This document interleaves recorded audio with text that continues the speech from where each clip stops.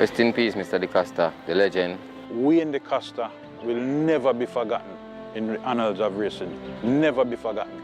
Wayne DaCosta, among the finest of the finest, he deserves his seat at the high table.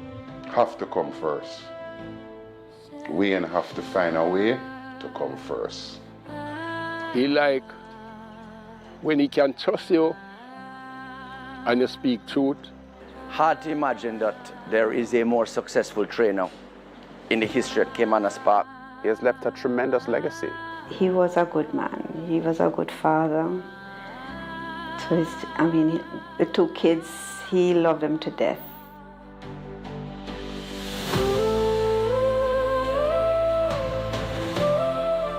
Well, I knew Wayne on two different levels because when I first met Wayne, I was a little boy and he was in his teens. There was a group of youngsters living in the Sandhurst Crescent area, and my bigger brother was a part of the group. And I was a lot younger, so I wasn't really a big part of the group, but I was around.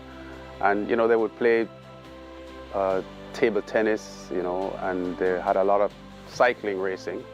And Wayne was very good in the cycling as well, because the Crescent, they had two different races. You had like the 5 straight, which they call a 5 straight, because they were always interested in horse racing, and a circular race, which because it's a crescent, you had a circular race, but the straight was straight up Sandhurst Crescent, and Wayne was very good at that. It was very hard to beat him in the 5 straight. It was a group of teenagers that had a lot of interest in horse racing, several of them becoming horse racing people in the end. People like Wayne McCulloch and Colin Blair, a racehorse trainer. Wayne McCulloch, who was Liz DaCosta's brother, became a racehorse owner.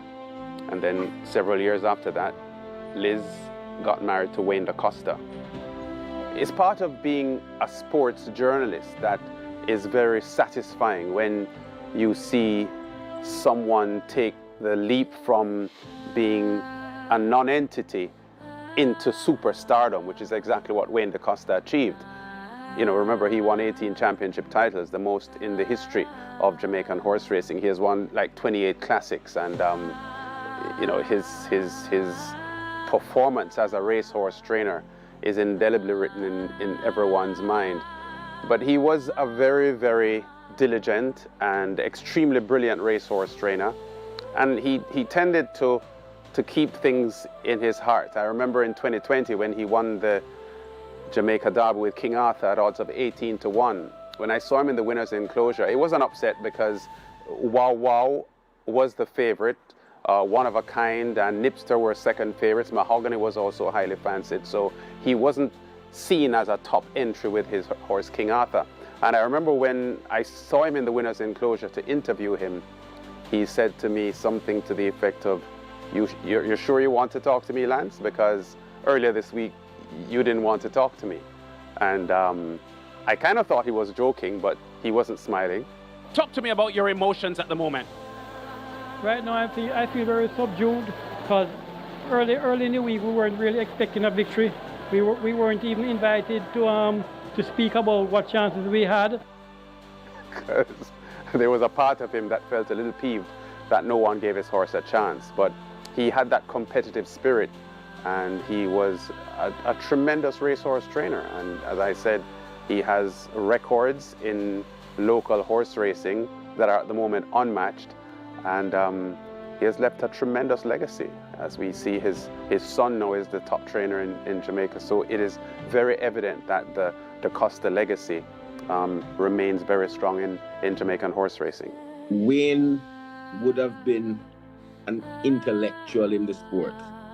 He studied the systems associated with racing and with betting and the opportunities that coexisted between racing and betting.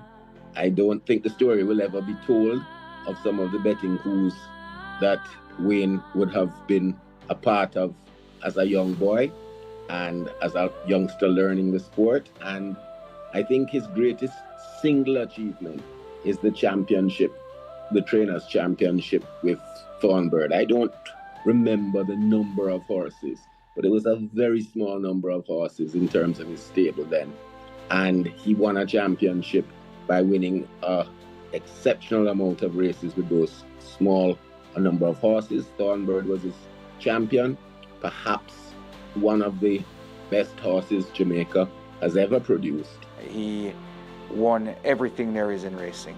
I think one of the things that eluded him for most of his career was the Super Stakes, but Wayne was able to put that one behind him, and I think he won it on at least 2 or 3 occasions, you know, by the time his career had ended. So he left no stone unturned. As a horseman, selector of horses, none better. His son Jason has, you know, come into the picture. He's been around it from when he was a child, and he's definitely demonstrated an ability, I would say possibly beyond Wayne, in terms of spotting young horses and quality, and really and truly has done a great job in that area and distinguished himself as well. But as a trainer, I think Wayne was the finest. I can say he's a very good trainer. You know, see it. And if he was alive, see him here, he was one of the top trainers. See, although he is a top trainer, he was one of the versatile top trainer more right now. I would say the most striking feature of Wayne on a Wednesday afternoon was that he was an absolute know-it-all on every single topic, from politics to soap operas to football to everything except horse racing. When it came to horse racing, he had a vivid interest in the input of every single person.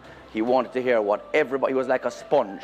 He wanted to hear what everybody had to say about horse racing, because he took it all in and added to his encyclopedic knowledge of the sport. And I think that's probably one of the reasons why he was such a successful trainer. Hard to imagine that there is a more successful trainer in the history at Caymanas Park, maybe for the future. Certainly, he left an indelible mark on me, my family. I mean, horse racing is just not the same for me personally. Caymanas Park is not the same when Wayne is not here. Greg Fennell, former assistant to the late great Wayne DaCosta OD, trainer now. Wayne DaCosta will never be forgotten in the annals of racing, never be forgotten. He was a consummate professional. We are here New Year's Day, Christmas Day, Boxing Day, Good Friday, there's no holiday. When you are in this job of being a trainer and being a successful trainer that he was, he didn't take holidays.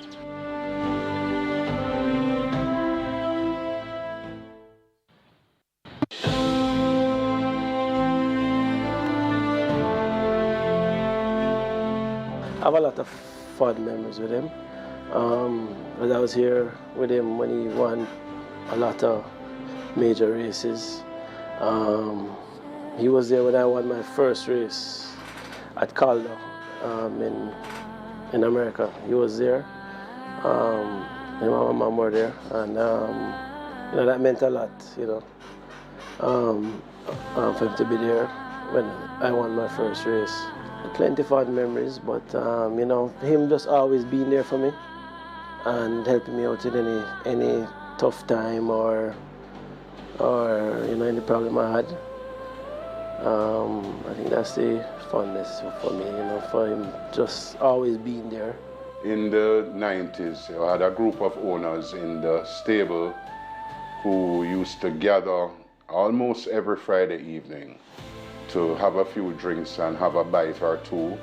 Wayne was famous for putting on a little spread. He would ensure that, you know, his owners were properly fetted on a Friday evening, and trust me, I used to enjoy it. So I used to really enjoy accompanying my father over there. And that's how I got to know Wayne, and he was very endearing to me. At the time, me being a youth at the time and being around what you'd call the more senior people and owners and everything, he would always try to encourage me in terms of being in the conversation. He never tried to sideline me at the time because I was my father's son and I wasn't necessarily an owner then. He would always speak to me in a very encouraging way, Well, I guess he was grooming me to become an owner also, knowing Wayne. Yes, and that was how I got introduced to him.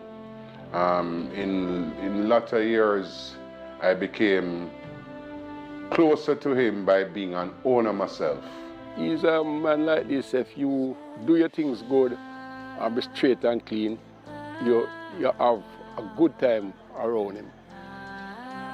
He like when he can trust you and you speak truth, and anything happen to us, don't make him have to find out. You let him know first. And him like somebody very ambitious as a groom on him. He watch all the things as if you present your house good, you present yourself good. And I'm that type of person. And he could depend on me to get us ready for him. I groom as much as the last check about 88 winners around Mr. Wayne DaCosta. And if you do good around him, he's looking for a good bred horse. I remember once he said, "Features, I want you to look at the horse to me. Me and you driving to look at this horse."